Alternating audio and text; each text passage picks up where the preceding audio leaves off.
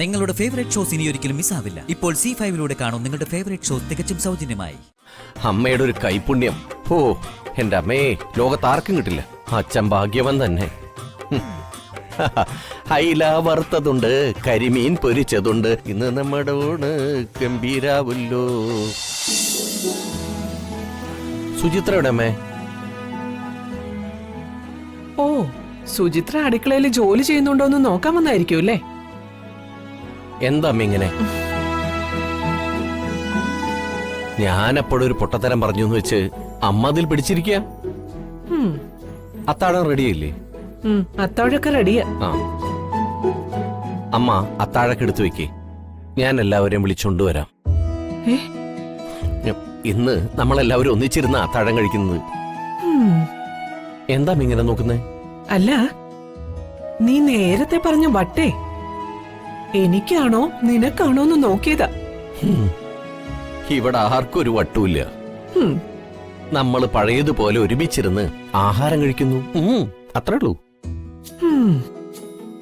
അമ്മ ആഹാരം വിളമ്പാൻ നോക്കിയേ, ഞാൻ പോയി എല്ലാവരും വിളിച്ചോണ്ട് വരാം.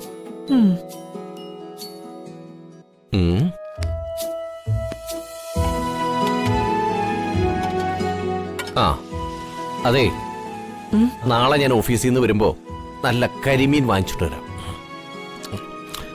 അമ്മ പണ്ട് വയ്ക്കുന്ന പോലെ കുരുമുളകും ഉപ്പും ചേർത്ത് പൊരിച്ചെടുത്താ മതി. അച്ഛനും കരിമീൻ ഇഷ്ടമാണല്ലോ. അമ്മേ, ഇങ്ങനെ നോക്കി നിൽക്കാതെ എല്ലായിടത്തും ഡൈനിങ് ടേബിളിൽ കൊണ്ടുപോയിക്ക്. ഇന്നെന്തോ വല്ലാത്തൊരു വിശപ്പ്. പെട്ടെന്നാവട്ടെ. ഞാൻ പോയി എല്ലാവരും വിളിച്ചോണ്ട് വരാം. ആ, മീൻകറിയല്ലേ?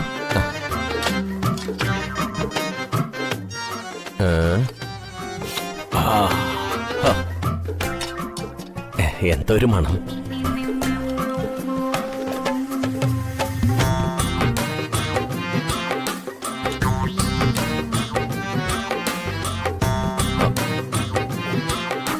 ഓ ഓ, അമ്മയുടെ ഒരു കൈപുണ്യം, ഓ എന്റെ അമ്മയെ ലോകത്താർക്കും കിട്ടില്ല. അച്ഛൻ ഭാഗ്യവൻ തന്നെ. അയില വറുത്തതുണ്ട്, കരിമീൻ പൊരിച്ചതുണ്ട്, ഇന്ന് നമ്മുടെ ഊണ് ഗംഭീരാവുല്ലോ.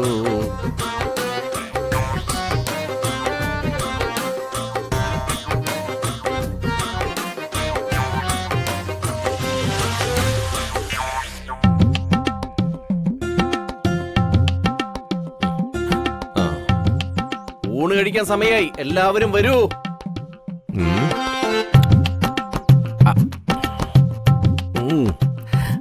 നല്ല മീൻ.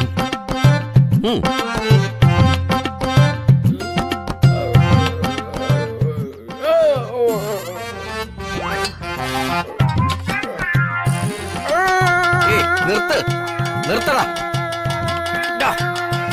നിർത്താൻ. നിന്റെ കൊട്ടിപ്പാടി സേവയൊന്നും ഇനി ഇവിടെ വേണ്ട. ഞാൻ വിളിച്ചാലേ എല്ലാവരും ഭക്ഷണം കഴിക്കാൻ ഇവിടെ വരും.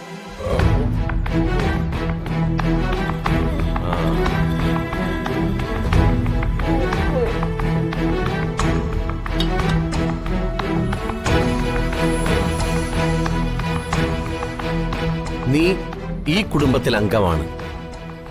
എല്ലാവർക്കും ഒപ്പം ഇരുന്ന് ഡൈനിങ് ടേബിളിൽ തന്നെ ഇരുന്ന് ഭക്ഷണം കഴിക്കണം. എഴുന്നേൽക്ക്, എഴുന്നേൽക്കടാ. വാ, ഇവിടെ ഇരി, ഇവിടെ.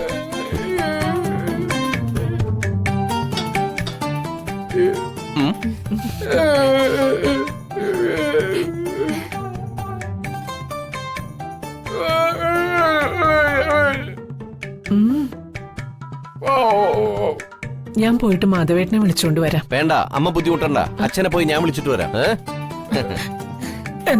ആ, വാ വാ വാ, എല്ലാവരും വാ.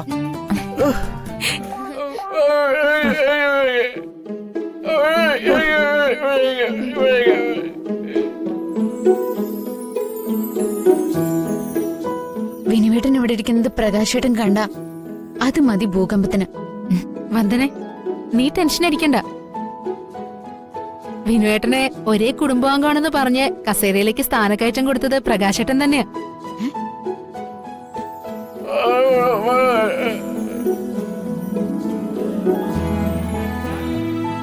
വിനുങ്ങളെ സൂപ്പർ.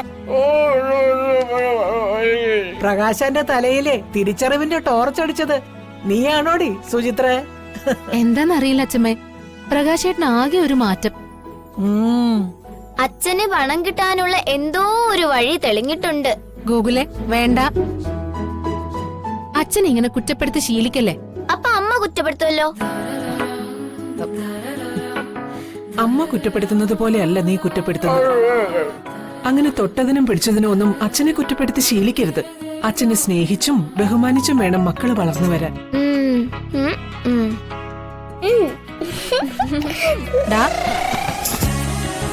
പ്രകാശേട്ടൻ ഊണ് കഴിക്കാൻ വിളിച്ചപ്പോ തന്നെ മഹാത്ഭുതം ഫീൽ ചെയ്തു. പരസ്പരമുള്ള ശത്രുത കുടുംബത്തിൽ ആർക്കും ഗുണം ചെയ്യില്ല. പിന്നെ പിണക്കങ്ങൾ തീരുന്നെങ്കിൽ തീരട്ടെ എന്ന് കരുതിയ, ഒരുമിച്ചിരുന്ന് ആഹാരം കഴിക്കാന്ന് കരുതിയ. ഗോകുൽമോൻ പറഞ്ഞതാ ശരി. പ്രകാശേട്ടൻ എന്തോ ലാഭകരമായ ഏർപ്പാട് തടയാൻ പോകുക. കുടുംബാംഗങ്ങൾ സഹകരിച്ചാലേ അത് നടക്കൂന്നുള്ള അവസ്ഥയായിരിക്കും. അതിനാ ഇത്രയും നാളെടുക്കാത്ത സോപ്പ് ഇപ്പൊ പതയ്ക്കുന്നത്.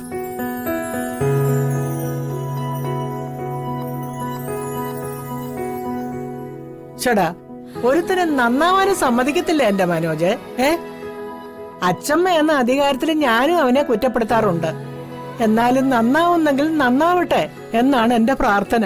എന്റെ കൃഷ്ണ ഗുരുവായൂരപ്പ, നേർവഴിക്ക് നടത്തണേ.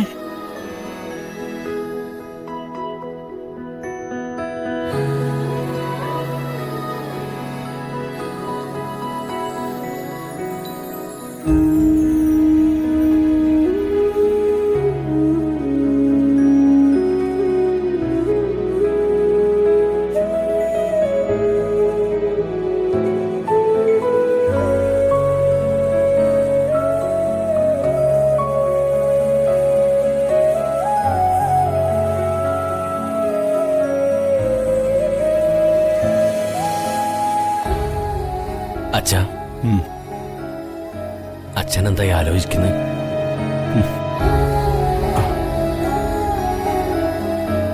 ആലോചിക്കാൻ ഒരുപാട് കാര്യങ്ങളുണ്ടല്ലോ ഈ വീട്ടില്. അച്ഛാ, അച്ഛൻ ആഹാരം കഴിക്കാൻ പാ. എനിക്ക് വിശപ്പില്ല. ആ അച്ഛാ, ആഹാരം വിളമ്പി വെച്ച് അവിടെ എല്ലാവരും കാത്തിരിക്കുക. എല്ലാവരും കാത്തിരിക്കുന്നോ? അതെ, അതാണല്ലോ അച്ഛാ പതിവ്.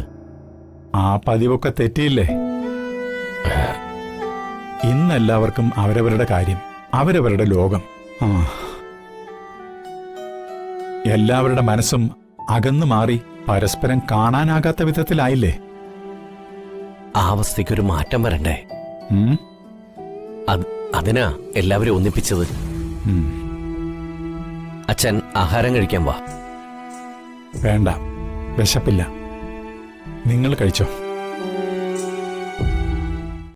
ഡൗൺലോഡ് ചെയ്യൂ C5 ആപ്പ്. കാണൂ എല്ലാ എപ്പിസോഡുകളും സൗജന്യമായി.